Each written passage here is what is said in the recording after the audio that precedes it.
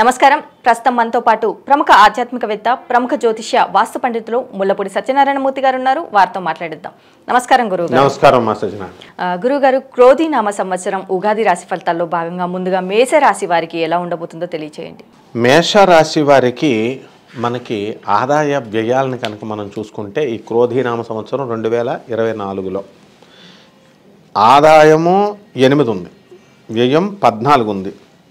అంటే వచ్చే రాబడి కంటే ఖర్చు ఎక్కువగా ఉంది. వ్యయము అంటే మనం ఏమనుకుంటాం, ఖర్చు పెట్టడం అనుకుంటాం. అది ఒకటే కాదు, కష్టాల పరంపరని కూడా వ్యయం, లాభాల పరంపరని రాబడి అంటాం. ఆరోగ్యం బాగుండడాన్ని రాబడి అంటాం. ఆరోగ్యం ఏదైనా చిన్న చిన్న తుమ్ములు అలాంటివి వచ్చి హాస్పిటల్కి వెళ్ళామనుకో అది కూడా వ్యయం కింద. అంటే ఖర్చు వ్యయం కాదు, కష్టాలు, నష్టాలు, రోగాలు, గొడవలు ఇవన్నీ సూచిస్తాయి అన్నమాట. అలాగే ఈ యొక్క రాజపూజ్యం 4, అవమానం 3గా చెప్పబడ్డాయి. కాబట్టి గౌరవం బాగుంటుంది ఈ మేషరాశి వాళ్ళకి. మేషరాశి వాళ్ళు పాపం ఇన్నోసెంట్స్, వీళ్ళంటే డైరెక్ట్ ఏదన్నా ఉంటే స్ట్రైట్ ఫార్వర్డ్ చెప్పేస్తారు. కాబట్టి ఈ మేషరాశి వాళ్ళకి ఏం జరిగిందంటే ఈ యొక్క సంవత్సరంలో మే 1, 2024 సంవత్సరం నుంచి గురుడు వృషభ రాశిలోకి వస్తున్నాడు. ధనస్థానంలోకి పెరిగింది. అంటే డబ్బు సంపాదన బాగా పెరుగుతుంది ఈ యొక్క మేషరాశి వాళ్ళకి. ఇప్పుడు మనము ఈ గవర్నమెంటు, ప్రైవేట్ ఉద్యోగస్తులని ఇద్దరిని మనం తీసుకున్నాం అనుకోండి, వాళ్ళకి రావాల్సినటువంటి టీఏలు, డిఏలు, శాలరీలు, బకాయిలు ఏమి బకాయిలు ఉండవు అనమాట, అన్నీ వచ్చేస్తాయి. తర్వాత పండగ మామూలు అన్నీ. అలాగే ఓల్డ్ పెన్షనర్స్ని మనం కనుక తీసుకుంటే వాళ్ళకు కూడా పరిస్థితి బ్రహ్మాండంగా ఉంటుంది. ఏ సెటిల్మెంట్లు అన్నీ కూడా అయిపోతాయి. నెక్స్ట్ ఈ యొక్క రాహువును మనం తీసుకున్నప్పుడు 12వ ఉన్నాడు. ఈ 12వ రాహు ఏం చేస్తాడు, అనారోగ్యాన్ని సూచిస్తాడు. అనవసరమైన విషయాల్లోకి వెళ్తారు వీళ్ళు. ఇప్పుడు ఎవడో ఫ్రెండ్ పెళ్లి చేసుకుంటున్నాడు అనుకోండి, స్టూడెంట్స్లో వీళ్ళు ఫ్రెండ్స్ మేమంతా అని చెప్పేసి ఆ అమ్మాయిని కిడ్నాప్ చేసుకొచ్చి పెళ్లి చేశారు అనుకుందాం. పెళ్లి చేస్తే వాళ్ళ ఫాదర్ కేసు పెడతాడు కదా, అమ్మాయి ఫాదరు. పెళ్ళికొడుకు, అసలు పెళ్ళికొడుకు, అసలు పెళ్లి కూతురు బాగుంటారు, వీళ్ళు వెళ్ళిపోతారన్నమాట. ఎక్కువ ఇలాంటి అన్నెసరీ ప్రాబ్లమ్స్ కోరి తెచ్చుకుంటారు, మానసిక ఆందోళనలు తెచ్చుకుంటారు. ఇక శని లాభంలో ఉన్నాడు కాబట్టి ఎంత మార్కెటింగ్ ఏజెంట్స్ ఉంటారు, వాళ్ళంతా కూడా ఎంత తిరిగితే అంత లాభం. తర్వాత ఈ ఐరన్ సంబంధమైనటువంటి వ్యాపారాలు, స్టీల్స్, ఈ బిజినెస్లో మంచి కుబేరులు అవుతారు. ఆ తర్వాత ఎంతో కాలంగా పెండింగ్లో ఉన్నటువంటి పనులన్నీ కూడా పెండింగ్లో పూర్తయిపోతాయి. ఇక 6వ ఇంట్లో కేతు, ఇది మ్యాజిక్ చేస్తుంది.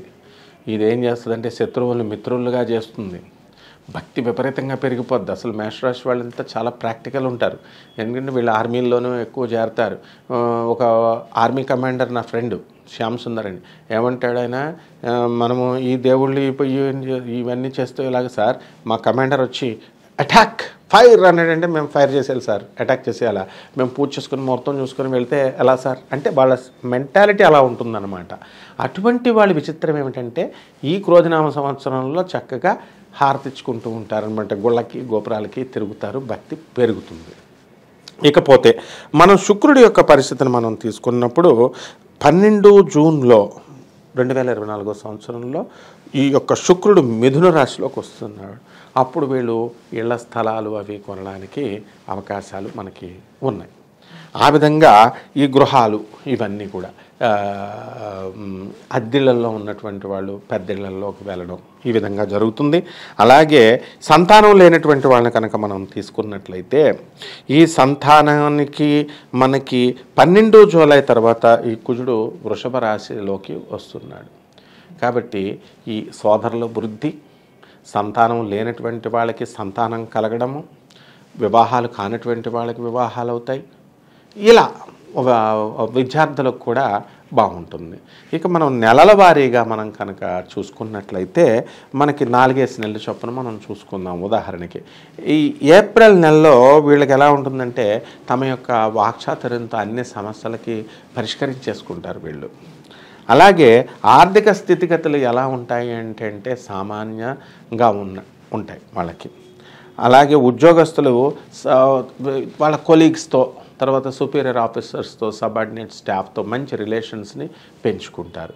ఏప్రిల్తో ఈ విధంగా ప్రారంభమై జూలైలో ఎలా ఉంటుందంటే బంధుమిత్రులతో కూడా ఎక్స్టెండ్ చేసుకునే సత్సంబంధాలు పెంచుకుంటారు. మోకాళ్ళకి పాదాలకి మాత్రం కొంచెం చికిత్సలు చేయించుకోవాల్సి వస్తుంది, ఈ ప్రాబ్లం వస్తుందన్నమాట. అలాగే ప్రభుత్వ సహాయం స్టూడెంట్స్కి లభిస్తుంది. ఇకపోతే మనము నవంబర్ నెల దగ్గరకు వచ్చేద్దాం. ఇక్కడ ఏమవుతుందంటే ఈ 4 నెలలు ఎలా ఉంటాయంటే శరీర రుగ్మతలు తొలగిపోతాయి, ఈ మోకాళ్ళ శస్త్రచికిత్సలన్నీ పోతాయి, తగ్గిపోతాయి, హ్యాపీగా వీళ్ళు ఉంటారు. ఇల్లులు అన్నీ కూడా కొనుగోలు చేసి, గృహప్రవేశాలు ఇవన్నీ కూడా చేసి, సంతానం కూడా ఎంప్లాయ్మెంట్ చేసి, డబ్బులన్నీ కూడా తెచ్చి వీళ్ళందరినీ కూడా సంతోషపరుస్తారు. ఇకపోతే జాన్వరి దగ్గరికి వచ్చేసరికి వృత్తి వ్యాపారాలు అన్నీ కూడా అనుకూలంగా ఉంటాయి. మీకు సామాజిక పరంగా మీకు గౌరవం కలుగుతుంది. సినీ సంగీత సాహిత్య రంగాల్లో ఉన్న వాళ్ళకి గౌరవాలు బాగా పెరుగుతాయి, జీతాలు బాగా పెరుగుతాయి. ఇక మార్చ్ ఆఖరు మళ్ళీ మనకు ఉగాది వచ్చేదాకా కూడా ఎలా ఉంటుంది, 2025 సంవత్సరంలో మనకి శుక్రుడు మిశ్రమ ఫలితాలను ఇస్తాడు. నూతన పెట్టుబడులన్నింటినీ కూడా మీకు కొత్త వ్యాపారస్తులు, పార్ట్నర్స్ వీళ్ళంతా కూడా రావడం జరుగుతుంది. వీళ్ళు అనేకమైనటువంటి అపాయాల నుంచి బయటపడి చక్కగా అన్నీ కూడా బంధువర్గాన్ని వాళ్ళకందరికీ కూడా మరి కొంత మనశ్శాంతిని తీసుకొస్తారన్నమాట. ఈ విధంగా ఈ 2024 సంవత్సరంలో ఈ మేష రాశి వాళ్ళకి ఉంటుందమ్మా. మరి అలాగే రాజకీయ నాయకులకు ఎలా ఉండబోతుంది అంటారు? రాజకీయ నాయకుల దగ్గరికి వచ్చేసరికి మనకి రవి చక్కగా ఆగస్టులో 16 ఆగస్టు సింహరాశిలో ఉంటుంది. ఇప్పుడు అనుకోకుండా వీళ్ళందరికీ కూడా ఉన్నత పదవులు వస్తాయి మేషరాశి వాళ్ళకి. ఇప్పుడు చిరంజీవి గారిని మనం తీసుకుందాం. చిరంజీవి గారికి అనుకోకుండా, ఆయన కోరుకోలేదు, రాజ్యసభ సభ్యుడు యూపీ నుంచి ఇస్తున్నారు, పద్మవిభూషణ్ ఇస్తున్నారు. అలా నామినేటెడ్ పోస్టులు ఈ మేషరాశి వాళ్ళకి కలగడానికి అవకాశాలు ఉన్నాయి. అలాగే మళ్ళీ మనకి ఈ యొక్క 16 నవంబర్లో కూడా అత్యున్నతమైనటువంటి స్థితిని వీళ్ళు పొందుతారు. అంటే ప్రత్యక్ష పరోక్ష రాజకీయాల్లో ఎలక్షన్స్లో పాల్గొన్నటువంటి వాళ్ళకి పార్టీ అధ్యక్ష పదవులు, డిస్ట్రిక్ట్ అధ్యక్ష పదవులు, స్టేట్ అధ్యక్షులు, ఏదో ఒక విధంగా రాజకీయ నాయకులకు బ్రహ్మాండంగా ఉందని చెప్పాలమ్మా. మరి అలాగే వీరికి ఆరోగ్యపరంగా ఎలా ఉండబోతుంది అంటారు? ఆరోగ్యపరంగా వీళ్ళకి కొంచెం ఈ యొక్క మోకాళ్ళ నొప్పులు ఇలాంటివి, శస్త్రచికిత్సలు, ఆ తర్వాత ఇంటెస్టినల్ ప్రాబ్లమ్స్, ఈ గ్యాస్ట్రిక్ ప్రాబ్లమ్స్ రావడానికి అవకాశాలు ఉన్నాయి. ఇవన్నీ కూడా క్లియర్ అయిపోతాయి. నవంబర్ నెల వచ్చేసరికి 2024 సంవత్సరంలో క్లియర్ అయిపోవడం జరుగుతుంది. కుటుంబ పరంగా కుటుంబం నుంచి వీరికి ఎలాంటి సపోర్ట్ లభించే అవకాశం ఉంది అనేసి అంటారు? కుటుంబ పరంగా అనేది చాలా ముఖ్యమైనటువంటి ప్రశ్న అడిగావమ్మా నువ్వు. ఈ యొక్క కుటుంబ పరంగా కోఆపరేషను వీళ్ళకి 60% లభిస్తుంది. ఈ కుటుంబంలో వీళ్ళ మాటలంతా కూడా ఏకగ్రీవత అనేటటువంటిది తక్కువగా ఉంటుందన్నమాట.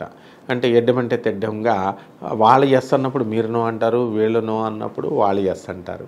కాబట్టి ఒక 60% వరకు కుటుంబంలో వీళ్ళని గుర్తించడం జరుగుతుంది. అత్తమామలు, ఆడబడుచులంతా కూడా పర్వాలేదు. మరి ఈ రాశి వారిలో కొంతమంది కోర్టు సమస్యలతో బాధపడేవారు ఉన్నారు, బయటపడే అవకాశం ఉంది అని అంటారా? కోర్టు సమస్యలు వీళ్ళకి ఎప్పుడంటే ఈ 26 ఆగస్టులో టైట్ అవుతాయి 2024 సంవత్సరంలో.